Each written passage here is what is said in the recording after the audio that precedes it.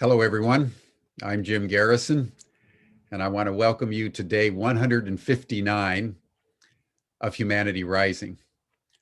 I trust you all had a restful and healthy and safe holidays.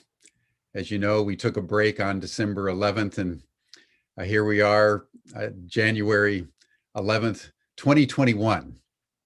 And it feels very good to be in the new year.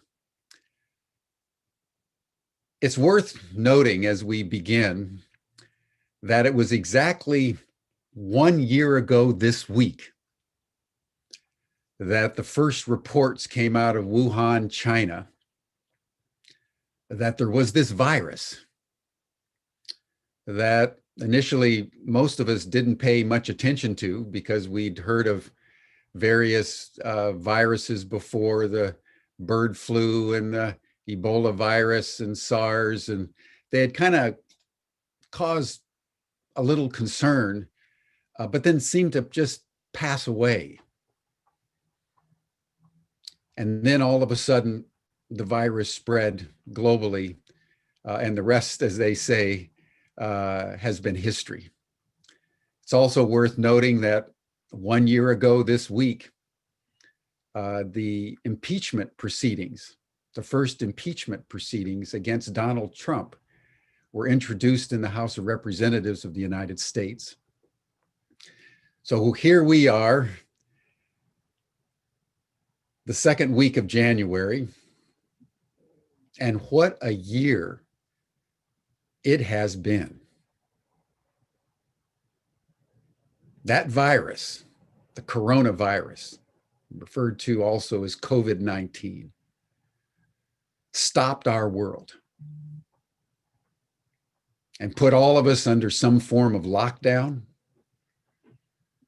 compelled us to embrace urgently a new social meme that we never even heard about before: social distancing, walking around our communities, staying 6 feet apart and wearing masks. Our economies were essentially shut down. And people the world over were forced, for the first time in human history, to undergo the same experience at the same time, which had the effect, among many, many other things, of putting us all in the same conversation. It was observed by many. It was almost as if nature sent the virus and shut us down and sent us all to our rooms, put us in isolation for a while. It said, think about what you're doing to the environment, to each other, to yourselves. And somehow or other, we didn't learn our lesson because the virus has persisted. And is emerging into 2021 stronger than it's ever been.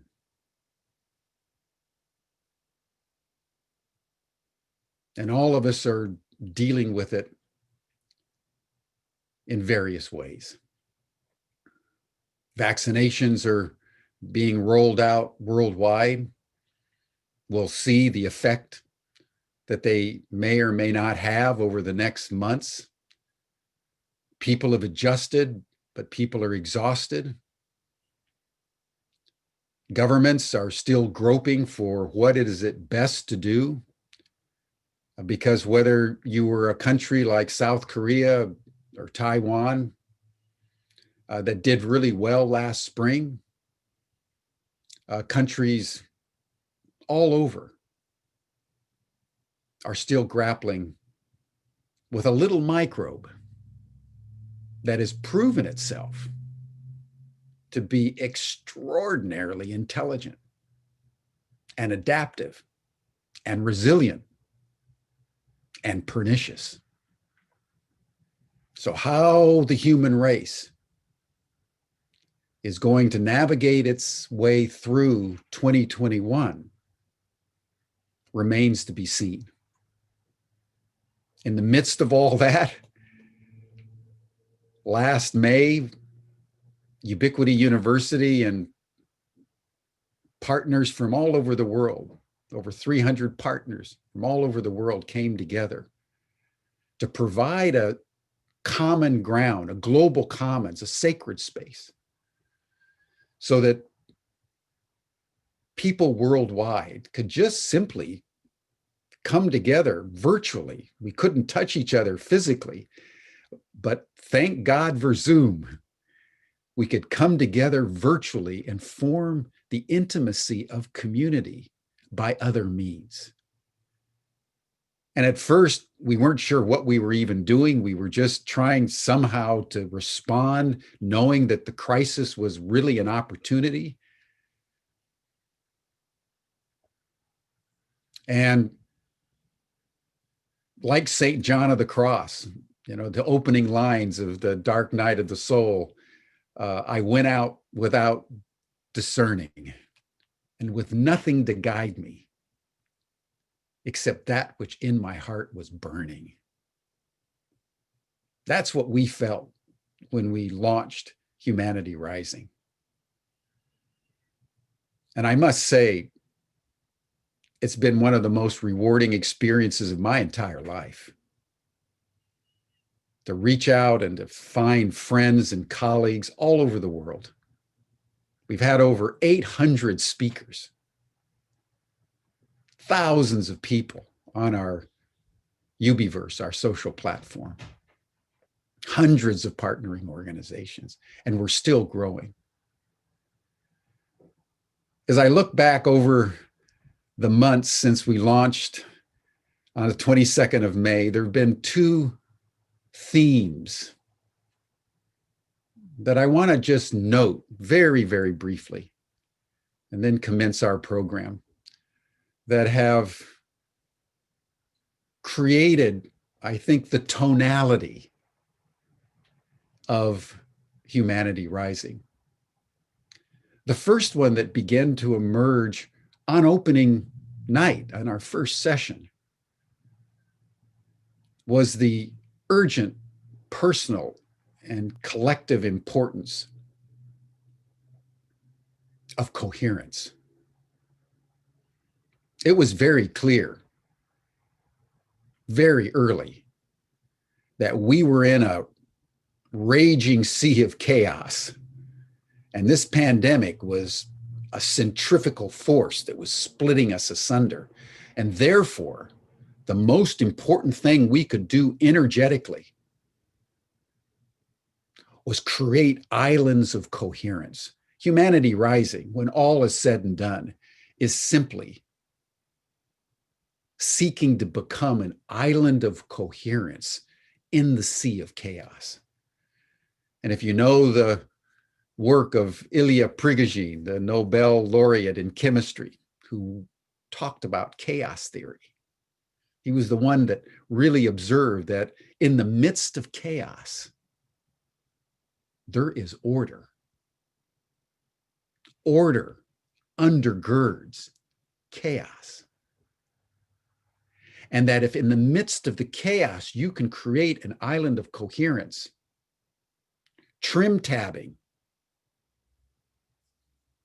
with the chaos, you can create a higher order coherence that becomes so refined and so intense that at a certain moment, the chaos rises and is reconfigured as a new coherence.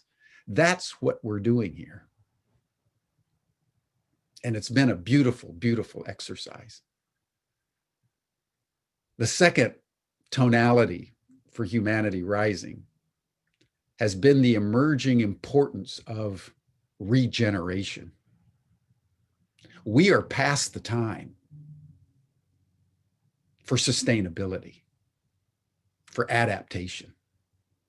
Scientists worldwide are telling us that we are running out of time to get our affairs in order and renew our relationship with each other and with the larger ecology, or we could lose the world as we know it. And the decade of the 2020s, the next 10 years, are going to determine the fate of humanity on this earth. So we are alive, my friends, at potentially the most important moment in the long history of humankind on planet Earth. Every decision we make counts, because if there's one thing the pandemic has made clear, is that there is no more neutral ground. All of us are in this together, and it's together that we can now move in such a way that we regenerate who we are, what we're doing, and thereby reshape the basic relationships that constitute the human community and the relationship between humanity and the larger eco field within which we have such an integral place. One of the most inspiring examples of regeneration came out of Amsterdam in the month of May, where they said, given the pandemic, they were going to embrace donut economics and put human well-being at the center, and the eco field, the larger environment, as the outer ring. Beautiful image of the donut. We were inspired by that. 50% of the entire human race lives in cities. 90% of the people in the developed world live in cities. And so we thought, what better way to launch ourselves into 2021 with a regenerative ethos and impulse than to celebrate our cities. And so we turned to Marilyn Hamilton, who you all know. She's been on the sessions multiple times, lives in Findhorn, is the founder of Integral Cities, and has been working to revitalize cities for a very, very long time. And her partner, Beth Sanders, who is the president of Populous Planning, that assists cities in getting their affairs in order in a way that can ensure their cities can thrive. She's the author of Nest City, how citizens can save cities, and how cities can serve citizens. But before I turn it over to Marilyn and Beth, we want to take a moment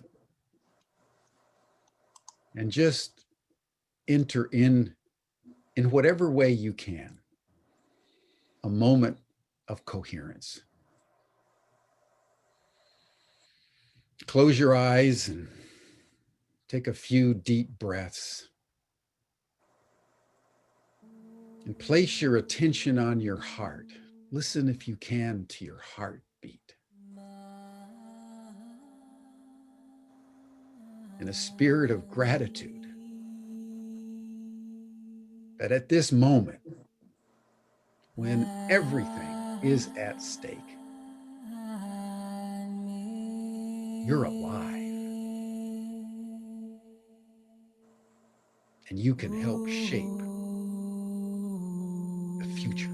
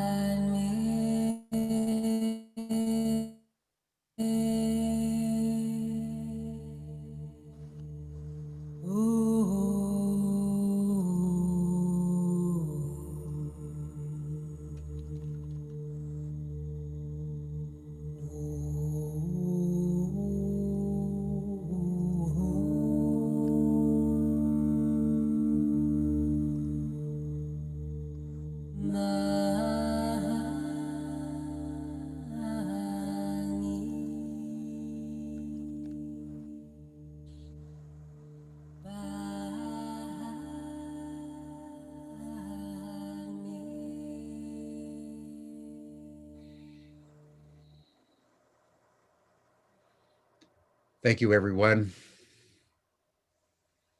Now, with an open heart,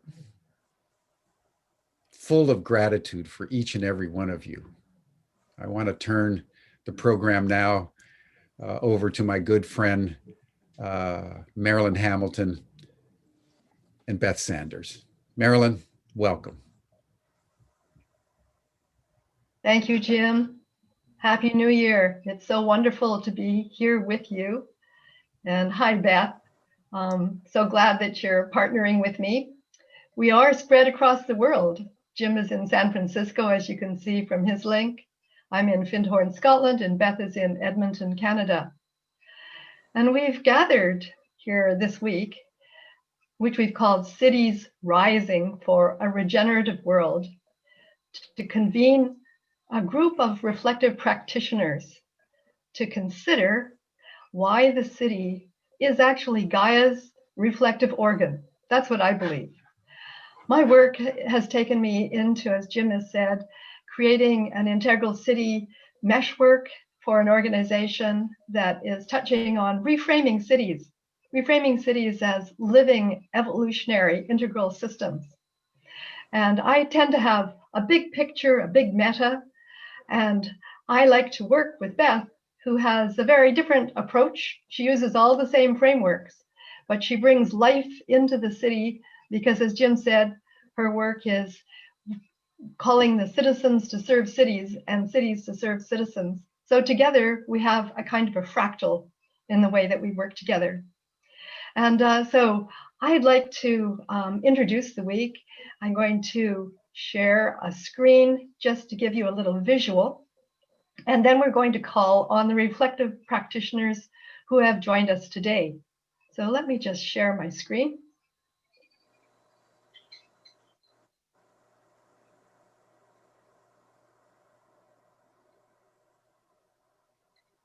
So, Cities Rising for a Regenerative World. It sounds like a great title for a good film. And some of you are filmmakers who are here this week, so you'll want a good plot. We have a plot for the week that is about looking at how to experience your city and community as a dynamic, living, evolutionary system.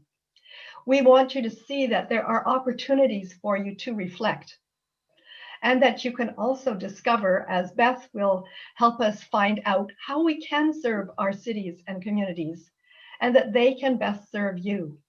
So together we will serve the well-being of our planet Gaia. I should just comment that when we say cities, we're talking about all sizes of human habitats. And those human habitats mean that we are looking at villages all the way through to megalopolises. So if we have that plot for the week, what are we going to be doing each day? Well, here's just a quick overview, and we'll zoom back into Monday and start us off there. So today we're going to look at how do we activate cities at scale. As I just mentioned, we look at human hives or human habitats at scales where we think no matter how big or how small, we can activate agency. Tomorrow, we're going to engage in living cities and looking at them as complex adaptive systems, and know that they have consciousness and culture in addition to behaviors and infrastructure. On Wednesday, we're looking at governance, but through the lens of life cycle patterns. And we want to see what happens when we practice governance with local conditions and needs in mind. And in fact, this heart coherence, creating islands of coherence and islands of calm, is very much a part of how we think this is possible for city governance to emerge. On Thursday, we are going to look at practicing mutual agencies. We think cities are living systems of mutual agency, and they're a survival skill, is how Beth describes them.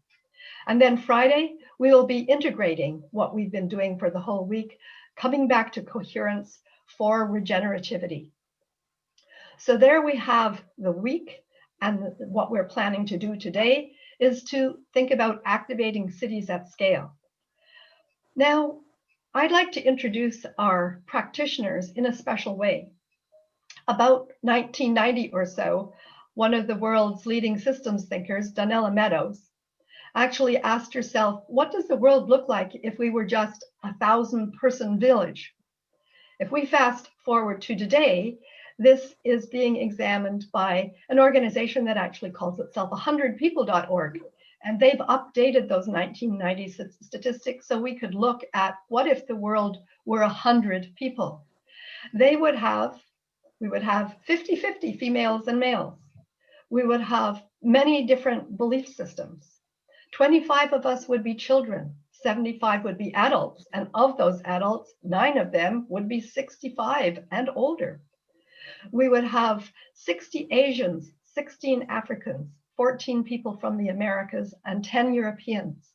And if we're looking at languages, we would find that the language we're going to use all this week is not the most spoken language in the world. In fact, that's Chinese. And the second most spoken language is Spanish. So we can see that there are many languages in the world. If there were 100 people, we would all be speaking those. And we know that in our big cosmopolises, they are all being spoken at once. If the world were 100 people, 86 would be able to read and write, 14 would not. 7 would have a college degree, 40 would have an internet connection. When we think of the basics of life, 1 would be actually dying of starvation, and 11 would be undernourished, and in our modern world, 22 would be overweight. 78 people would have a place to shelter them from wind and rain, but 22 would not. And 91 would have access to safe drinking water, but 9 people would not.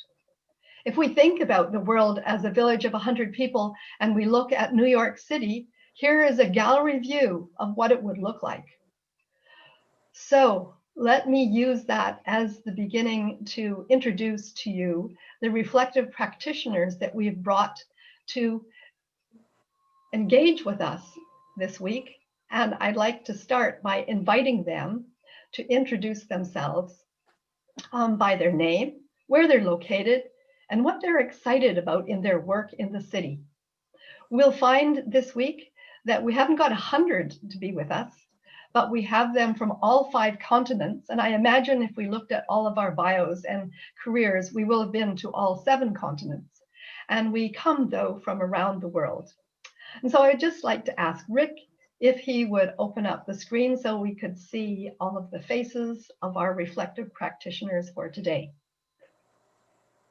And everybody can turn on their videos. I think that's the trick.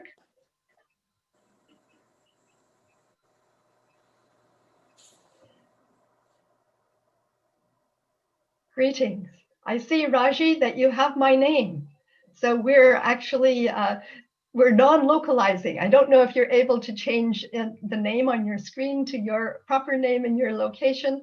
See if that works. And at the same time, I hope that I don't disappear. So Beth, how about I start with you and then I'll call on Stanley. Let's hear from you, Beth. Where are you located and what are you excited about in your work? Thanks, Marilyn. So my name is Beth Sanders. I live in Edmonton in Western Canada. The work that is exciting for me, and I always think about work as being paid or unpaid. It's the contribution I make to the city, the community around me or beyond. I'm particularly excited right now about opportunities to work with people that are unusual to me, people I don't usually either agree with or spend time with, and practice that. That's what energizes me right now. Thanks, Marilyn. Okay, Stanley and then Raji. You just unmute yourself. Thank you. Thank you, Marilyn. So I am Stanley. I am sitting in Stockholm, but I am from Zimbabwe. And what is exciting or energizing me in my work right now is the conversations I'm having with different people about how we relate, how we connect with each other, both inside our friendships, inside our families, inside our organizations. And what is the quality of that relationship and what does it bring when we change the quality of relationships, be it in the office, be it in the streets. And we are finding that an ingredient that has been missing in most of the places where we tend to interact, which has not been emphasized for a long time, is love. And when we bring that quality into the relationships, a lot of things transform. It is challenging me to actually explore that every day. And I see that it's a practice. It's a practice for me when I'm alone. It's also a practice for me when I meet with other people, my colleagues at work and the people I meet in my streets. So that's what is exciting for me at the moment. Thank you, Stanley. Beautiful. Raji and then Hani. Hi, everyone. My name is Raji. I am speaking to you from the city of Colombo in Sri Lanka. So quite a ways away from Stanley. What I'm excited about right now, to be honest, is, well, fingers crossed with the prospect of lockdowns and things declining, I hope, in our part of the world. The prospect of living in my city again is very exciting to me. I'm a teacher, so in terms of a profession, it means actually going out and meeting my students again and engaging in that human contact that I think we all miss. That's part of the passion that I have for the work I do. So that is the fire that is burning currently. Thank you, Raji. Welcome. Hani and then Patty. Thank you, Marilyn. My name is Hani Kwan. I am also with Beth in Edmonton, Canada. And there's a couple ways in which I get to activate my contributions to the city of Edmonton, and one of which is taking a cue from Beth, my paid work, which is through capital C City of Edmonton. And there I contribute with a team of bright folks to the affordable housing and homelessness sector here in Edmonton. And what really jazzes me about our work lately is that in the last 10 months or so, the public dialogue has really transformed from the perspective of how many people are now talking about the impacts of something like a global pandemic on those who are most vulnerable and most marginalized in our society. And so we're seeing that there's a whole bunch of opportunity that has presented itself as a result of more and more people starting to understand the role that they have in either contributing or not contributing to the challenges that some of these folks face. So that's what's really getting me excited lately. Thanks, Hani. Patty and then Jorge. Good evening, everyone. I'm from Cape Town, South Africa, and beautiful warm day today, as you can see. I'm particularly excited about the rising voice of Africa into the world and the re-understanding, the relearning of experiencing, not just through the rational, but through another process, through the body, through the heart, that is a different way from the collective, and not just from the individual, but from the collective field, and how that is interpreted into the cities that we live in, the work that we do with my students and with our clients, both in government, higher education, and the corporate arena in regenerating their organizations. Thank you, Patty. Glad you're here. Jorge Yes. and then Andres.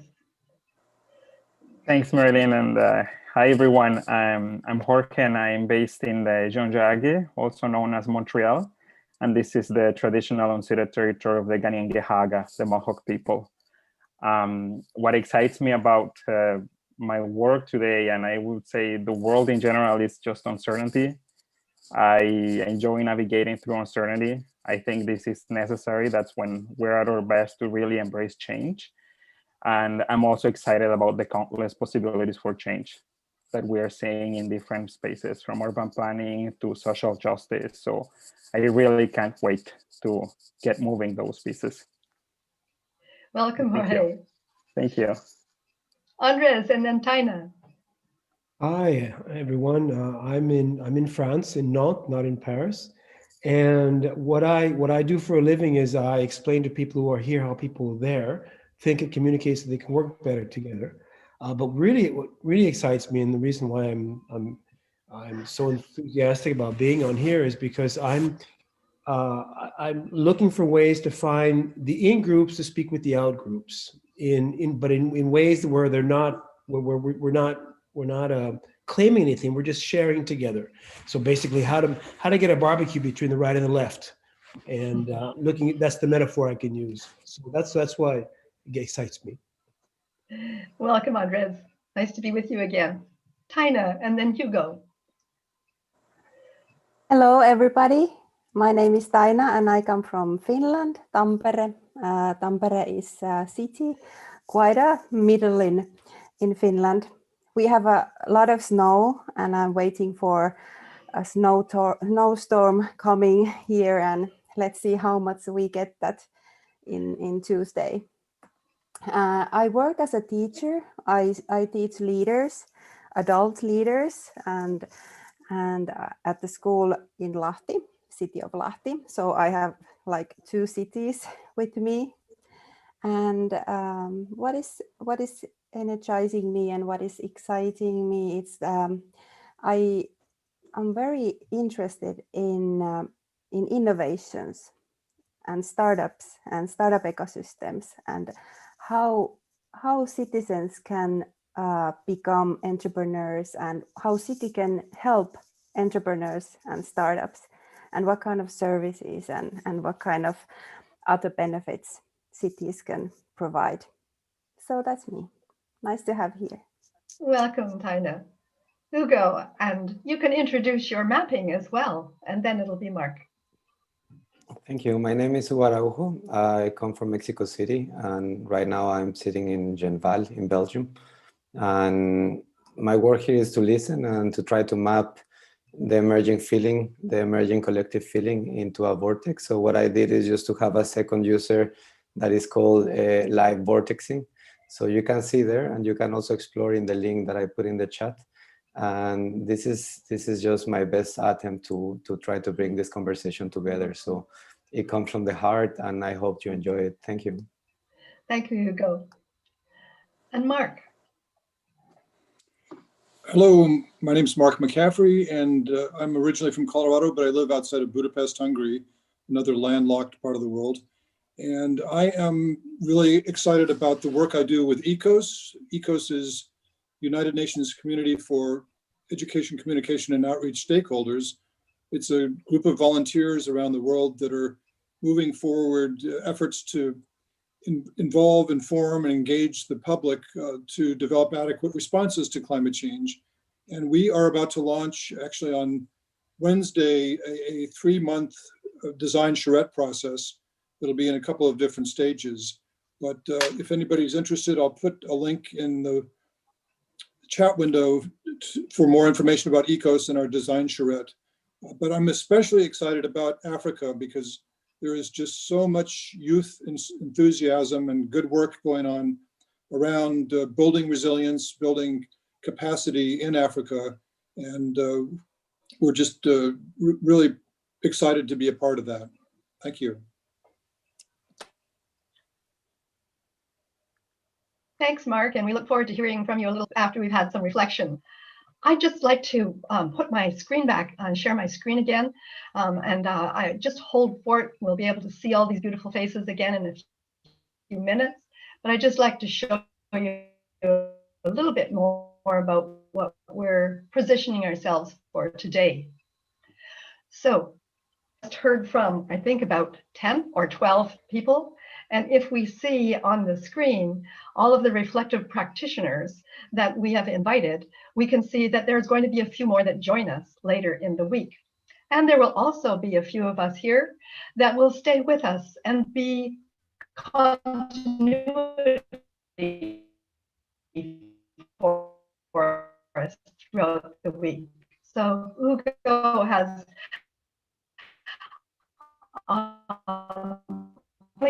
is also going to join us, and Patty will also be able to be with us most of the week. So we welcome you all. I also mentioned that we not any of those of you who've been watching the chat screen, you will know that the chat is lively, and that's been a characteristic of Humanity Wide and fortune that I have designed it so that we will include the chat. Not just there's going to be a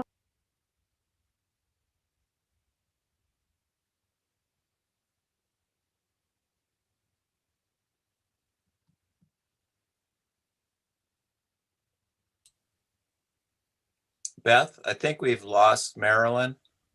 Can you pick that up? I sure can. Richard, do you have the slide deck on hand? Yes, I do. Awesome. We would go I'm to back.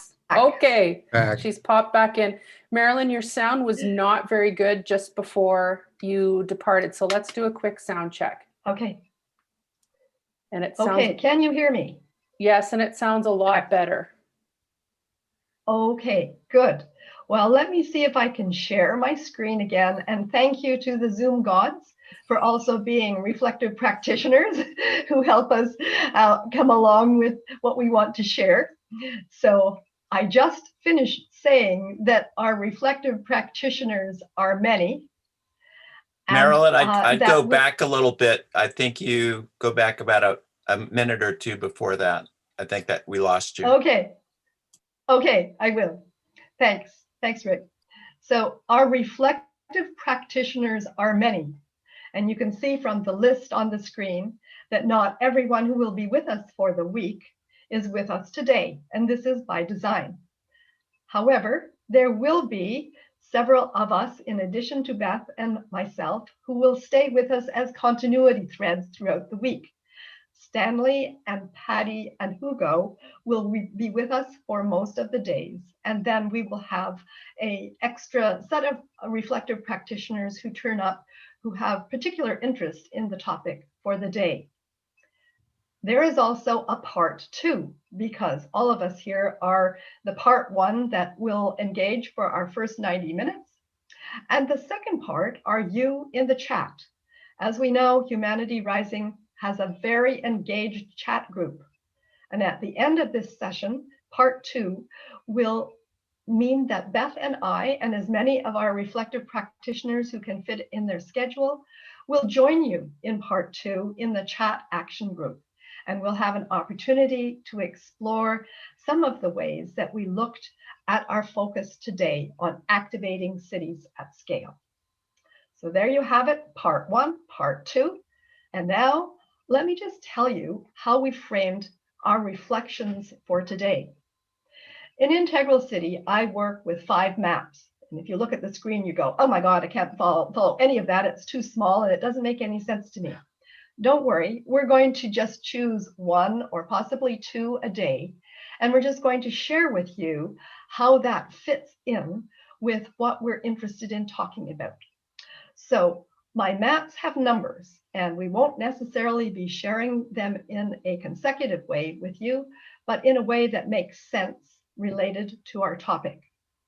So today, what we're looking at is in the activation of cities at scale, we want to notice what are our connections. And so we use this map too.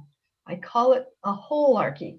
It's not a hierarchy, it's a living systems set of holes where we can see the individual is nested into a number of different collectives and groups. So our individuals, when you think about yourself, are part of a family, maybe even a clan, part of a group, a collective, a tribe, part of many organizations, part of communities, part of the city itself, and the city is part of an ecoregion.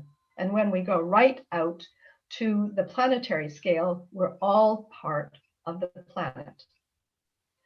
So here we have the map that I would like to speak to today, and that we will do this not by my lecturing, but by engaging our reflective practitioners in looking at what does this mean to them. And we will also then hear from a special focus from Mark on a model that he has that when I saw it, I went, aha, there's some more science behind this model that we need to learn. And so there's map 2. And I think what we need, Beth, is maybe a little bit of reflection because we have called everyone a reflective practitioner in this session. So if we're going to do that, I think we should do a reflective practice. So I invite you to lead us. Thank you, Marilyn. That makes perfect sense. So this is some reflection time, both for the guests on the panel here with Marilyn and I, and also for everyone in the audience. So if you're listening in on a recording later, you've got lots of flexibility on how much time you have for this. For those listening live in the audience, please jump in and participate with us too. I'm going to ask that for the next few minutes, we resist the urge with our fingers to pull them off the keyboard and resist chatting in the chat, and allow yourselves some spaciousness to relax into some reflection time about your experience of the community, the city that you're in. So we're going to sit here in quite a bit of silence, and I'll guide you through some reflection time. But for those of you listening in, do what works for you. If you'd like to lay down, if you'd like to sit, if you'd like to relocate, if you'd like some music or nature sounds, do whatever works for you. On the call here, Marilyn and I will be offering silence. And we'll start simply with an invitation to settle in to your body.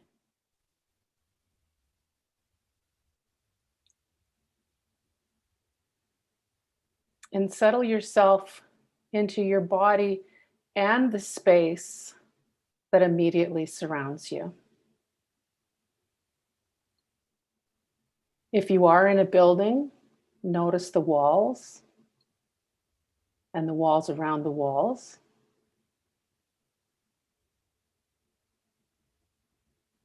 If you're outside, notice a sense of edge somewhere around you.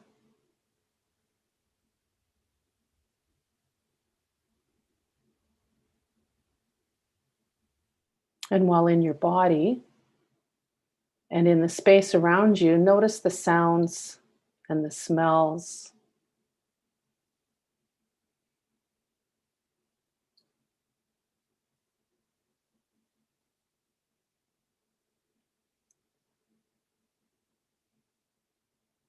And in this quiet, settled space, notice the rings of awareness around you. You can do this in your mind. You might speak it out loud. You might sing it, draw it, paint it, whatever works for you. What are the rings of awareness around you? What do you notice close in, further out, further out?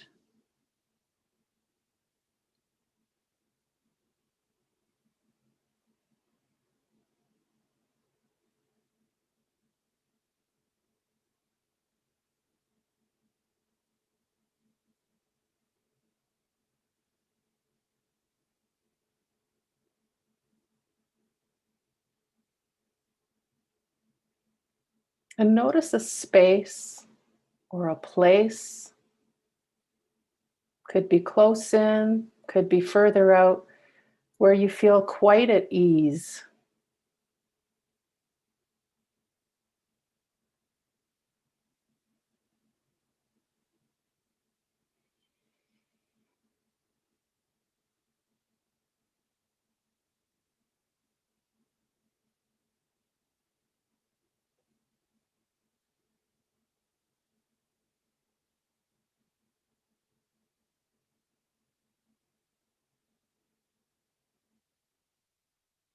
And what is it about that place where you feel at ease?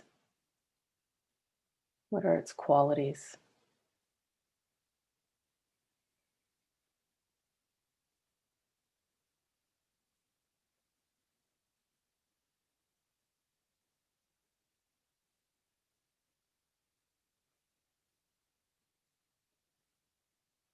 And while settled in this space of ease, with great gentleness, notice for yourself a space or a place in your city or your community where you feel a little on edge. And where is that? Is it close in, further out? I'm going to stop speaking just for a minute or two to give you some space to notice about where you feel a little on edge.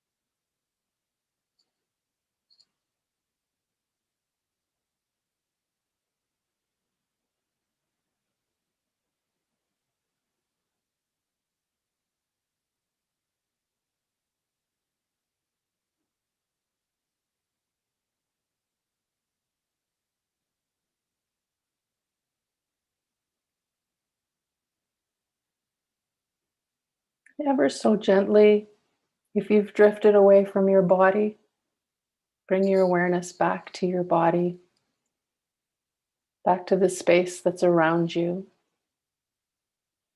back to your body that you've settled into. And what we'll do now is, audience, notice for yourself what's happened. Feel free to take notes and notice that for yourself. And what we'll shift into now is we'll listen to our guests and their voices about what their experience was like, following which we'll hear from Mark. We've got quite a few people to hear from, so we're going to have some laser beam precision here. And I'll call on each of our guests here to share with us what you notice about your experience of your city, your community around you. What are you aware of? And what do you feel maybe a bit anxious or comfortable with about the city around you? And as I call on each of you, I do not want to police this or regulate it to a high extent, but please, for now, speak for a minute or two and monitor that for yourself, and then we'll move on to Mark and his thing. And just so audience, you know, we're going to do this again. Some time for reflection after we hear from Mark, so that we can embody and breathe in the awareness that is percolating within us. Hanny, if you're okay and you have the option to pass, I'm going to call on you first. And after Hanny, I'll call on Andreas. And what I'm looking for is for you simply remind us where you are on the planet, and what did you notice about your experience, and what makes you feel comfortable or uncomfortable in the city that's around you. Hanny? Thank you, Beth. So I'm Hanny. I'm in Edmonton in Western Canada, along with Beth again. That was a really, well, for me, I noticed the interesting part of that reflection was how many different places my mind went to, into considering places where I felt at ease and places where I may feel a little on edge. So for me, and I'm thinking again about my work as a civil servant with the city of Edmonton. And I'll start with places that this sort of an idea of places that make me feel a little on edge. Right now, because of the pandemic, our downtown is very much a ghost town.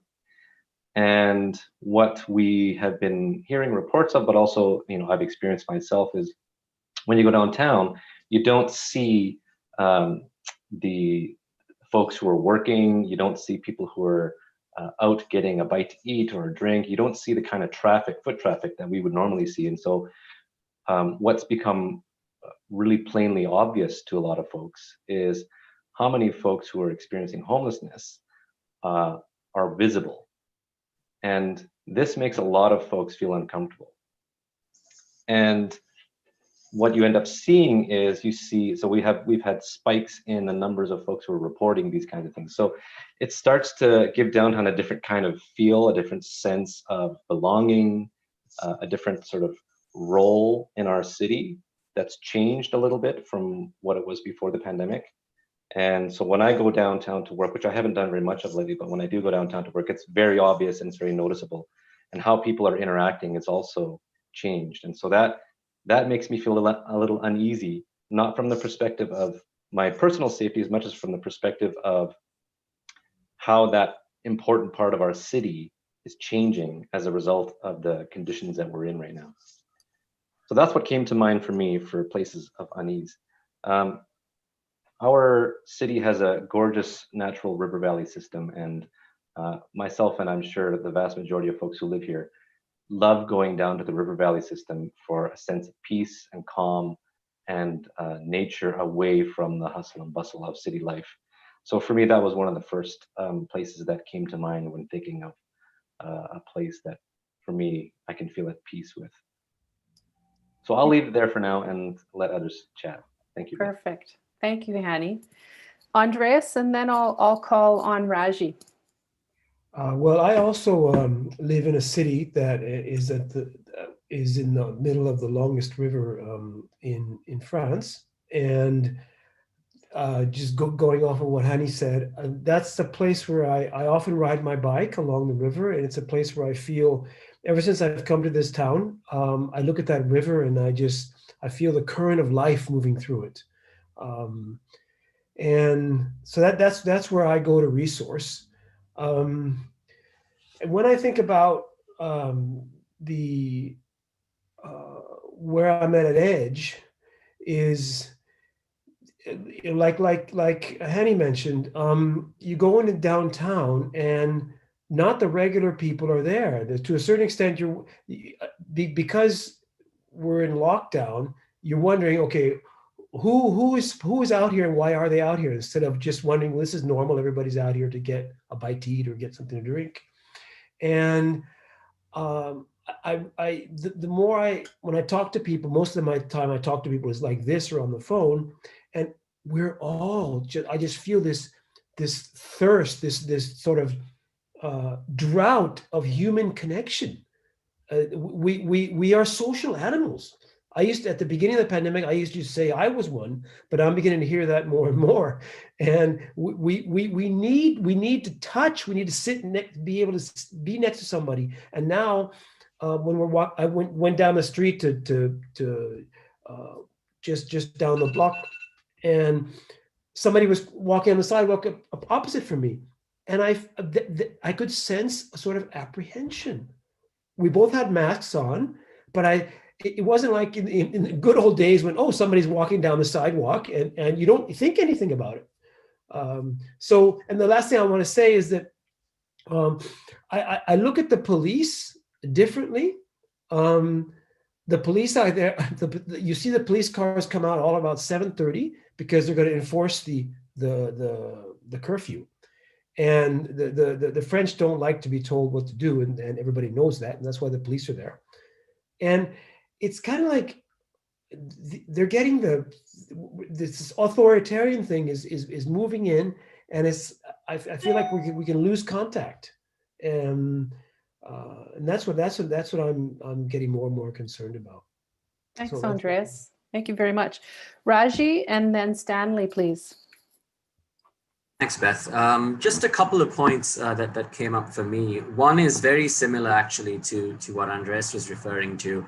For me, more so that hopefully the serious parts of our lockdown are behind us now, and we're coming back into this phase where we're reintegrating and meeting friends we haven't met for 3 or 4 months before this. And there is always that anxious moment or moments of how do we now interact with those people? We haven't seen them for so long. These are people we hug and kiss and laugh around with. And there is this sense of, is it safe? What is their expectation of how I should behave? What is the correct way that I should behave? Where are we in this spectrum of safety? So that's one thing that occurred to me as Andreas was speaking. The other thing I'd like to quickly touch on, perhaps for another minute, is, as I mentioned before, I live in Colombo, Sri Lanka, and our economy is extremely reliant on tourism. Tourists coming in from Western countries that right now are really struggling with the COVID thing. And so as our airports now open for the first time, in fact, they should have opened last week, if I'm not mistaken, and we've had a few sort of pilot programs of European tourists come in. Our government certainly still hasn't figured out how to do this in the best way, because you're essentially bursting the bubble.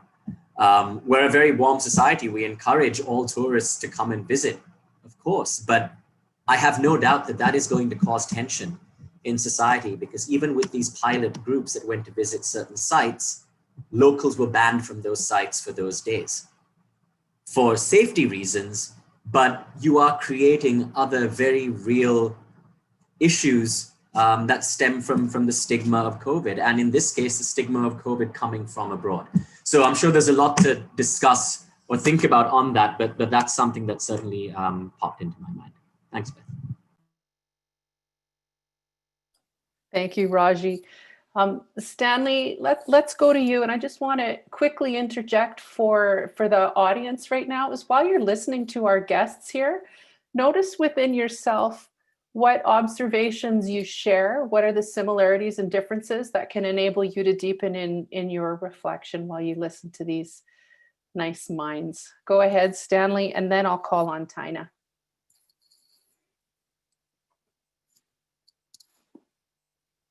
Thank you, Beth. I always forget to unmute. I am, where my mind went was where I feel at peace is when I'm in the forest. And I happen to be fortunate that I live in a house where I just step out of the door and I'm in the forest. And that I think comes from growing up in a small village in Zimbabwe where I spent most of my time in the forest. So my natural go-to place to relax and be at peace and be at ease is being in nature. And being locked down has also meant that I have more time to be in nature. So that's one of the reflections that I have, to be more in my body, be more in my mind, and be more alone with myself. While I also have, I like to go and meet people. I have a tendency to actually go and meet people whenever there's an opportunity, but not being able to do that has been really a wake-up call to realize that there is this body that is alive and kicking. I need to connect with that body. Connect even more. And the places that I found where I'm at unease is when I go into downtown and I go to the subway. I think there is several factors there. One is just the busyness of people going on with their day-to-day activities. I'm not talking about now during lockdown because I'm not going into town right now. But that's a place where I really feel unease, and that's where my mind went. Everyone going about their business, just rushing somewhere and not looking each other in the eye and just being, disconnected, basically. But then there's another factor, which is the air, the quality of the air, which is something that affects me immediately. I go into the subway. I feel my body lock down. I feel my body cringe when I go into an atmosphere where the air is not good quality. And so I use that as a metaphor. Like I walk through life when I'm busy at work, as if I'm walking in an area where there's no air or there's no good quality air, and therefore I shut down and the body closes. And I'm not open to interact with other people either when I'm in those situations, and that makes me feel uneasy. Thank you very much, Stanley. Tina, let's hear from you, and then Jorge. Go ahead, Tina. Thank you, Beth. What I felt this morning, it was so nice feeling and to hear how silent our city was because of the snow. Because snow, it makes every sounds like more softened.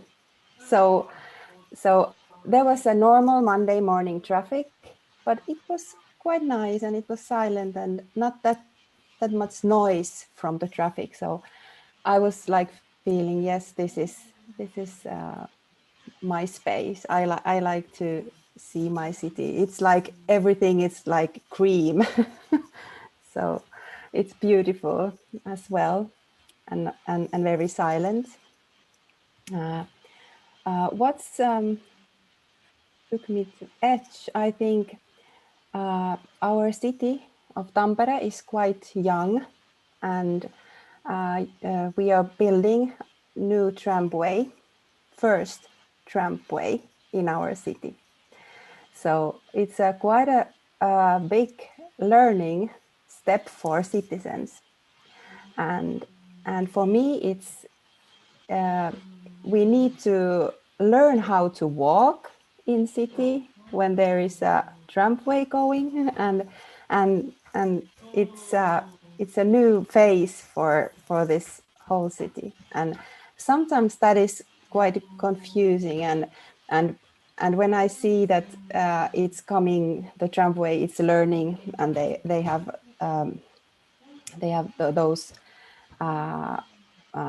lines that they are learning how to drive those tramps. So I think that is something that it's I'm so waiting for, that it's ready and I can jump in, but now I'm just watching it going and trying to learn where not to walk, because the tramway is quite silent too. I cannot hear it when it comes, so I have to, I cannot go like how I used to. And I think those were the first things, and we have what is making me very happy, and what I was thinking, and I was taking myself to our new startup community, Platform 6. It's named by that because we have 5 platforms, so the 6th is for startups. So and I was thinking about those people who are there now, and wishing all the best. So that was what is happening in Tampere. Thank you. No, and Taina. tramway and startups. And just for clarity, you're saying tramway, like a little like train transportation in the city? Yes. Okay, perfect. Yeah. Thank you. I just wanted to be sure I was understanding correctly. Yeah, tramway. Yeah. Tramway. Good. Thanks, Taina. Okay, Jorge, and then Patty, please. Thanks, Beth. So I guess as I was reflecting on the question, I was thinking a lot about social justice, since this was a big topic, not only in the States, but also in Canada. I live in a neighborhood that has become more and more segregated. I live in the eastern part of the neighborhood, and we have, I purposely chose this area because there are more newcomers, people from Northern Africa, South America, Haiti, living here. So that's where I feel at peace. I go to a park just 2 blocks from my house, and that's what I was thinking as we were reflecting on this question. At the same time, the area where I don't feel at peace is within my same neighborhood, toward the western part. And that's simply because I don't think that I'm represented, and that people that live in my area are represented. And I think this is the reality of more and more Canadian cities. With the recent events that happened in the US Capitol, I was looking at people's comments and reactions here, and I think we like to look down on the States and say, oh, it only happens in the States. It actually happens here too. I even feel nervous as I say these things, because I've been told before in public events that I'm not entitled to speak on behalf of Quebec, you know? So systemic racism is something that is happening here a lot. And just before I end, just to show you my neighborhood, this is our neighborhood. The little circles are community activities that are taking place supported by the borough. This thing that I highlighted here, this is where most newcomers live. See how many circles are here? Only 3. And this is the most affordable part of the neighborhood. The rest is really expensive. Rent can be twice as expensive as within our area. So thank you. Thank you. Okay, Patty, let's hear from you. And then Ugo, we're going to see the vortexing at the end of the call. So after Patty, Marilyn, I'll go to you to introduce Mark, who will pull on all these threads. Go ahead, Patty. Thank you. My place of ease was my reflection and my view of this beautiful mountain that is in my front garden of Cape Town. Cape Town is a beautiful, beautiful city. It's a complex city, and South Africa is still a complex country. So my place of ease, I went to the forest. I went into the mountain and up, and the beautiful water's still running down. We have our rainfall in the winter. It's now summer, so the rivers are slowing down, but it's still magnificent to walk in there. What has happened over this lockdown period, more people have come from the outer skirts. So Cape Town is at the base of a long peninsula that is exquisitely beautiful. But because of structural racism in terms of the othering and in terms of the structure of South Africa in apartheid system, the suburbs have been allocated to certain classes, certain people, certain colors of people, and integration is happening. But what has happened in where I felt my edge was as I kind of imagined myself coming through the beauty of the trees and looking out from the mountain onto the surrounding areas around Cape Town. And becoming starkly aware of how much habitation is creeping in onto nature. And I started feeling quite stifled, a little bit scared. It brings up a huge challenge in me because I have such compassion for the conditions of so many of our poor and the results of structural racism that is still in our urban habitats. And while COVID has been here, all the animals have started showing themselves in the nature areas again, and the air has been beautiful. And yet, I can't remember who was, Honey, I think it was you, talking about all the people who don't have homes.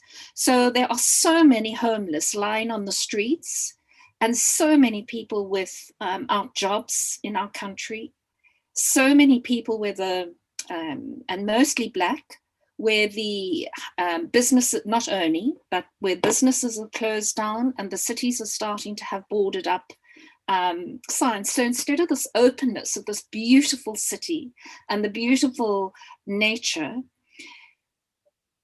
the conditions of our past and of this crisis we're in at the moment has created a really huge unsettling and brought some of the stark realities right into our face in very many ways. And I struggle to find my breath. Yeah, thanks, Patty. Thank you very much. Thank you for sharing what's in your heart. Thank you, Jorge. Thank you, Taina, Stanley, Hanny, Andreas. Who am I missing? Raji. Thank you for all those threads. And we're going to ask Mark to pull on those threads as he shares a way of thinking. And after we hear from Mark, we're going to come back to you, reflective practitioners, for a reaction round on how what you hear and what Mark has to say in your experience of the city. And audience, notice these threads that are really resonating with you. Notice the threads that don't resonate with you or make you feel uncomfortable. Those are all learning edges, and that's what we're here to explore today.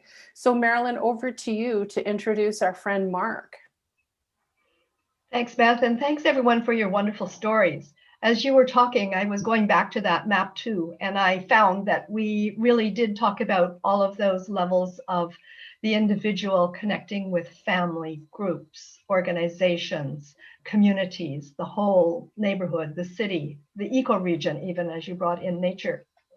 So I mentioned that I met Mark first in probably late summer 2020, when we were both on a panel with Karen O'Brien's work with You Matter More Than You Think, a book that she has written on really many of the frameworks that we use for Integral City. And Mark shared a map that he calls the Power of 10, or shared a framework for that. And when I saw that, I thought, there is the science behind what I have called the map 2. So Mark and I have discussed a little bit about his work with ecos and his connections with sustainability, looking at climate change. And that was really one of the focuses, I think, for creating the Powers of 10 map. But I wonder, Mark, as you've heard these very personal stories from cities around the world, whether you can see that that map actually gives us what I would think of as an overview of all these stories from the individual right up to the planet, and that it might help us to get beyond what is our personal story and maybe make it a little bit more universal. So Mark, I would invite you to share your model and comment on it, and I know you want to share your screen, so go right ahead. Great. Thank you very much, Marilyn, and thank you everyone for being who you are and where you are tonight. or today.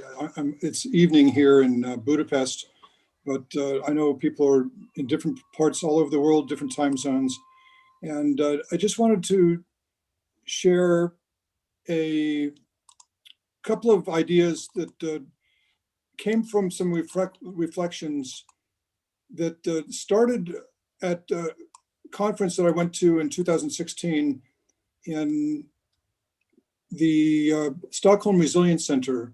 And if I can figure out how to turn on the, I have too many screens open right now. We'll start at the beginning. The beginning is always a good place to start, I understand. So I was at a conference at the Stockholm Resilience Center, and we were focused on scaling of sustainable solutions. And we kept using ideas like national scale, community scale, local scale, as if everybody had a shared understanding of what those scales were referring to. And I got a little frustrated because it didn't feel very scientific or precise to me. I mean, we can't help but use the language that we have, but it occurred to me that we could use the 10 orders of magnitude between a single individual and everybody on the planet. You know, we're not quite to 10 billion people yet, but we're getting close. And so over the next 10 minutes, I would like to share about 10 or 11 ideas with you related to this framework that perhaps will be helpful. I think it really overlaps a lot with Marilyn's holarchy model that she shared with us a few minutes ago. But it has to, this powers of 10 map, and I think a lot of these other metaphors and maps that we use really challenge us to be thinking about who do we mean by we when we talk about needing solutions. We need, we need to address climate change. We need to tackle inequality and so forth. But who is this we? And so I would encourage us to be realizing that we occur in all sorts of different scales, and that to be more precise about what we mean by we is really one of the next things we need to focus on. Because if we're talking about Homo sapiens, and I think a lot of the work we're doing actually does have to do specifically with human beings, since we are the geologic force of nature these days, and have been for quite some time, even when there were very few of us. But there's only been about 100 billion Homo sapiens who have ever lived, according to some research, which means that 1 out of every 10 Homo sapiens who ever lived are alive today. And that's kind of mind-boggling to me. And we can actually go back, and it's probably from me back to our earliest Homo sapien ancestors, it's probably around 10,000 generations back, which in the scheme of things is not that far back. Again, that's kind of mind-boggling to me. So again, we're heading towards 10 billion people by the year 2050, according to most estimates. And we have organized ourselves over, these 100,000 years or so, since we've migrated from Africa, into tribes, communities, regions, countries. But of course, all these vary in size. They're all kind of relative. And if we look at the 193, 94 countries that are part of the United Nations, the average size of a country is 38 million. But that's partly because we have a couple of huge countries. The top 5 largest countries in the world, India, China, US, Indonesia, and Pakistan, make up half of the people on the planet and more than half of the carbon emissions. So the median size of a country is actually about 8-9 million. In other words, half the countries in the world are smaller than that. So when we're really focusing on a national scale, we have to acknowledge that a lot of these scales, a lot of these countries are much smaller than that. We have 40 megacities on the planet right now, a megacity being 10 million people or more. And they have a combined population that is more than double the bottom half of the countries on the planet. So in other words, we need to come up with a more precise and scientific way of thinking about these scales. And of course, we've been using powers of 10 in all sorts of different scientific and mathematical applications. We use it in money all the time, you know, dollars on up to billions and trillions of dollars, just as one example. So why not apply this to people, since we can use this 10 orders of magnitude to use as a simple framework. The individual, families, networks, villages, communities, what we call meta communities would be 100,000 people or so, cities, nations, subcontinents, and continents. And I'm going to just very quickly go through these because we've developed this sort of taxonomy, starting with a single individual, and going up 10 would be a family or close friends, the personal network scale. There's a researcher named Robin Dunbar who's done a lot of work around the primates and how primates organize themselves, usually into, at a maximum, about 150 people or so. So that would fit into the scale of personal networks. And then on up, and I'm not going to dwell on each of these, but I think one of the most important scales could be the meta community scale of 100,000 people or so. So that would be on the order of a district in Budapest, like Józsefváros district, where we have an apartment, or the city of Boulder, Colorado, for instance. It's a number of people that can fit into a stadium. And I think in some ways you can call this a glocal scale. In other words, the sort of convergence of local and global, because it's large, but not ginormous. And it's also small enough that there's some degree of personality to it. And then on up to larger scales, urban scales of 1 million, megacities, or you know, average sized countries or median sized countries of 10 million and so forth, on up to the global scale. And we use this shorthand of P1, P2, on up to P11. And this is one of the figures that we used in a paper that we published in Environmental Research Letters recently, which uses the same powers of 10 framework, but also shows how these different organizations and systems and structures that we've invented that are essentially human inventions, some of them may span several scales. You know, some families are much larger than others. Some communities are much larger than others. Some countries are much larger than others.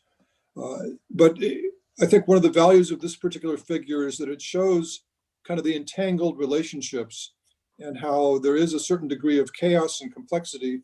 But as was mentioned earlier, it's possible that if we can sort of harness our superpowers of fractal scaling, we can have a better sense of how to, you know, not be overwhelmed by the complexity of it all, and actually be able to work with it and play with it in a more effective way. So again, this is an initial taxonomy that I would invite you all to critique and think about. There's certainly, this is sort of an idea that we would love to have feedback on. So again, with the first 5 scales or so being something of a local scale, and then the next 5 being more of a global scale, with this overlap of around the 100,000. And then of course, if we want to invite all humans who have ever lived, all Homo sapiens, that is, that's another order of magnitude above and beyond that. So when we first started exploring this, we had this theory that there would be a sweet spot somewhere in the middle, around 100,000 people. And to kind of test that out, a group of us took data from Project Drawdown, which I think some of you may be familiar with. And they had done this in-depth analysis of around 100 different climate interventions to reduce greenhouse gases or sequester carbon. And what we did is we looked at each one of them and determined what is the range that they could be best implemented at. And of course, some like rooftop solar, you can do that on a single house, on up to in a large apartment complex or something like that. And So then we took the median point as sort of the sweet spot for each of these. And what we found is that there is something of a critical mass of agency that is, again, somewhere in the middle. We all have individual agency to greater or lesser extent. When we have collective agency, we can really get things done. And then there's also proxy agency where we are, or others are able to make decisions or make choices, take action for us. And we can do that for others as well. I think those of you who are city planners and so forth, you are in effect providing proxy agency for your communities.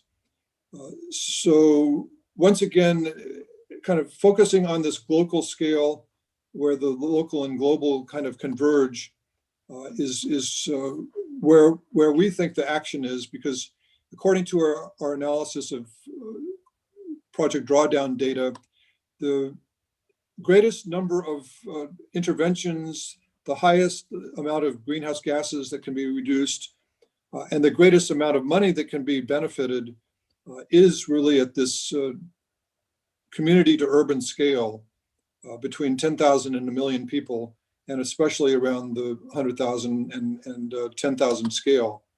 So in any event, this is just a framework I wanted to share with you all to reflect on. You are the sweet spot right there in the middle. And just to remind us all that this is a very kind of anthropocentric point of view, obviously, and that beyond Homo sapiens, clearly, even though this framework may be helpful for us thinking about who we are in a somewhat different new light, we also have to acknowledge that we are not separate from and intricately connected to everything else, the black holes, the stardust, and the emptiness of the universe. So I think with that, I would like to invite you to be in touch with me if you have any questions or comments, and I'd be happy to share more information with you offline about ECOS and some of the work that we're doing. So thanks very much, Marilyn and Beth, for inviting me to be here today. Thank you, Mark, and thank you for tying in so gracefully the way that we can see this very big picture and the agency that we all have the capacity to connect through. And that is always what struck me about MAP 2, and why did we start there in our discussion in looking at cities rising for a regenerative world. It's because we are all interconnected through the city, just through those different groups and collectives that we belong to. And I felt that Mark's wonderful research here could give us even more of an impulse, a motivation to see that there are ways that we can make a difference. I'm very curious from the stories that you've told what your reactions are when you see that map. And I'm going to just check with Beth, because we have got to manage our time a little bit differently than we had planned here. So maybe I could just ask for a few people who have a resonance with what Mark just shared and their own work, that we could have that way of circling around, and we'll then hear from Hugo. Does that make sense to you, Beth? Yeah, that makes perfect sense. I think a reaction round from our reflective practitioners, when you hear what Mark just offered, what does that mean for you in the contributions you're making, or how you navigate the city around you?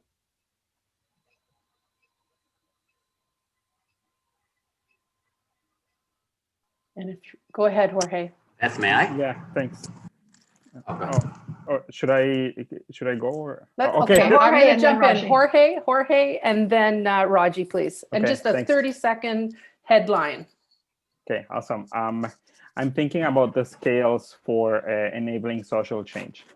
This is what I'm thinking. I'm not going to go into detail just to respect the time, but that's what came to my mind. Go ahead, Raji. Thanks, Beth. Very quickly, just looking at the various different we's that we looked at.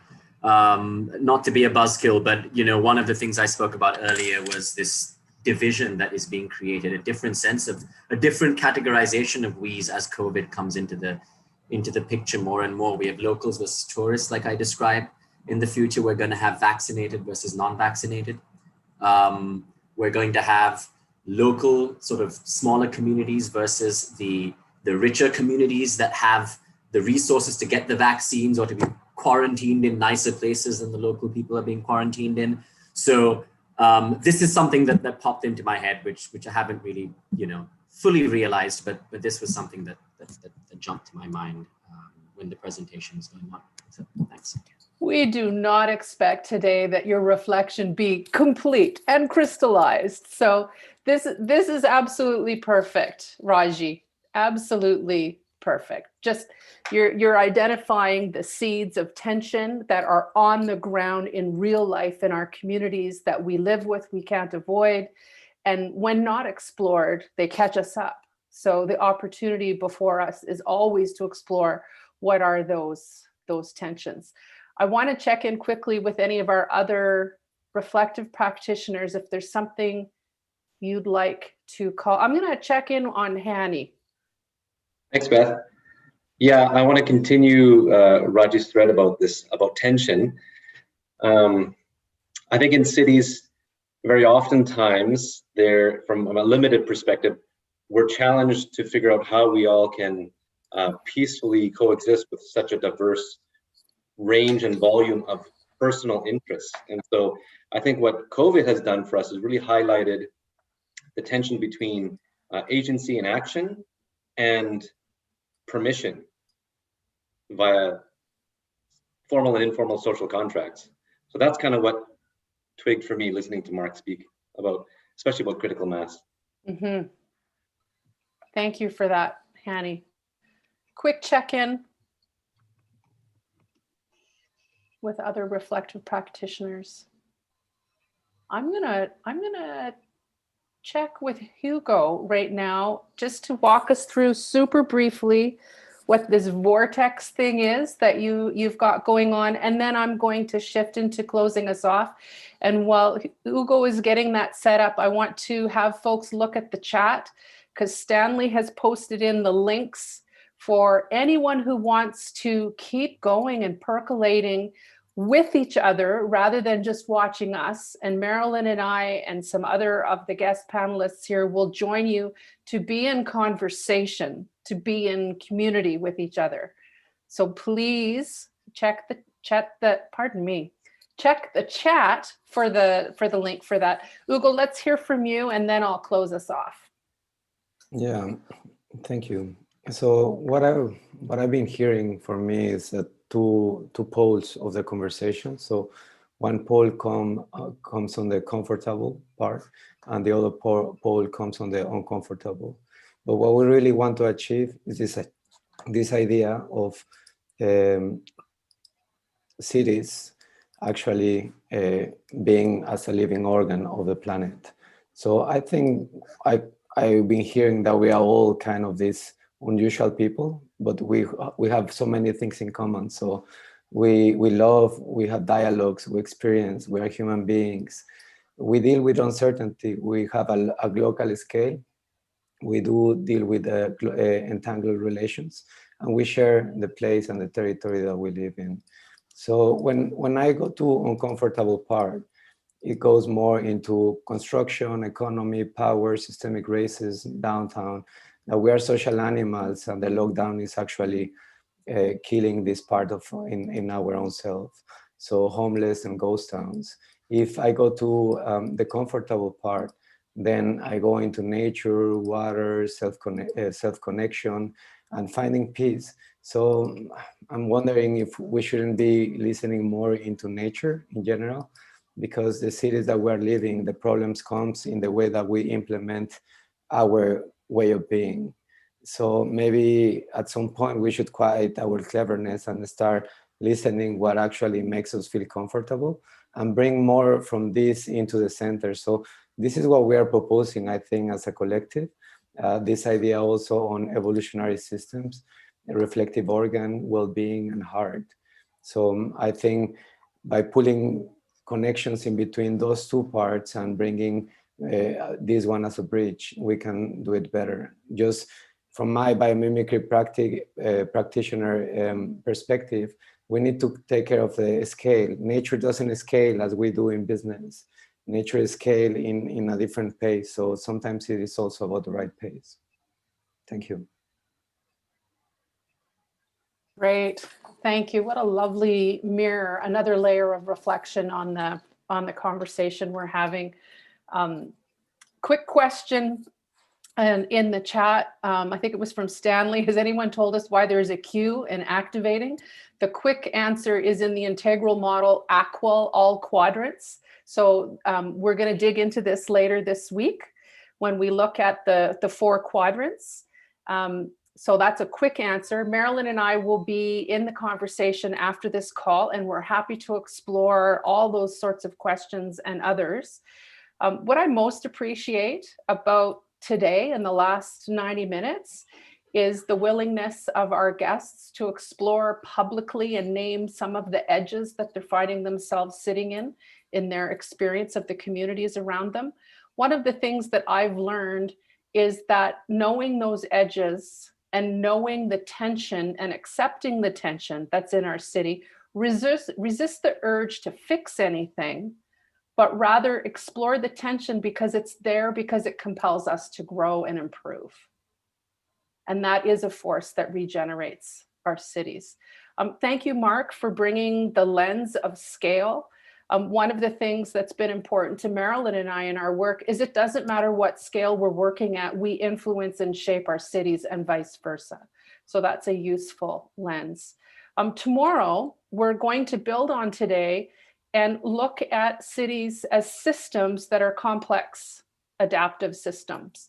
And we will look at one of Marilyn's maps, which is the Q in activating the 4 quadrants and 4 voices. And we're also going to look at the competing value systems that are in the city.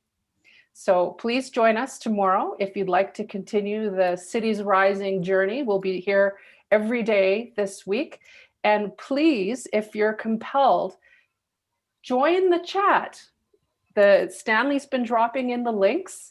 They have been organizing something rather new and spectacular for the Humanity Rising community to experience each other and see each other. And one of the things that I've learned as a community, to be stronger, it must be in contact with each other. That's what's happening in the next 90 minutes. So thank you to the ChatAction group for organizing that.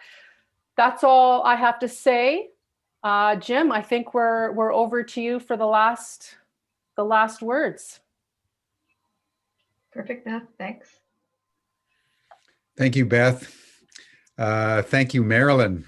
And thank you all for a splendid opening to 2021 on Humanity Rising. 2 quick comments. Just to underscore what Beth said, it was wonderful to open looking at the irritants of how we're experiencing our communities. And the image that was coming to my mind, Beth, and all of you as you were talking, was that of an oyster. You know, it's the irritant in the oyster that produces the pearl.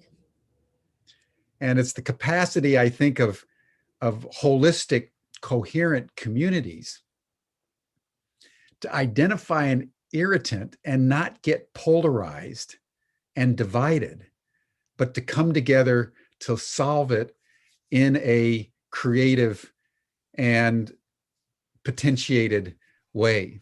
Because when you find that irritant, you're also finding potential conflict. And it's kind of the genius of the oyster that it can find that little grain of sand that's irritating it. And instead of expelling it, turns it into a pearl. I mean, that's an extraordinary metaphor with which to open our year. So thank you all and Beth for underscoring that. And then secondly, I want to take up the observation, Mark, that you made. It's inspiring to me that there have been 100 billion human beings and we're generation 10,000, plus or minus. But I think it couldn't be a more, again, potentiated image for all of us to carry as we move into the most crucial generation in the history of this 100 billion people and these 10,000 generations, to know that in terms of the power of 10, which is such a profound part of the sacred geometry and the sacred numerology of how the universe is constructed, that we are generation 10,000. So I just invite everyone to breathe deep into that possibility that it's the 10,000th generation that is going to save the day. And the initial traction point is probably going to be the cities where most of us live. So thank you, everyone. We'll continue this dialogue with Marilyn and Beth and the team tomorrow. Again, same time, same station, 5:00 p.m. Central European time here on Humanity Rising. Great opening session. Love it. Thank you all. See you tomorrow. Bye-bye. Thanks, Jim. Thanks, everyone. Thank you, Marilyn. Thank you, Beth. Thanks, everybody. Thank you.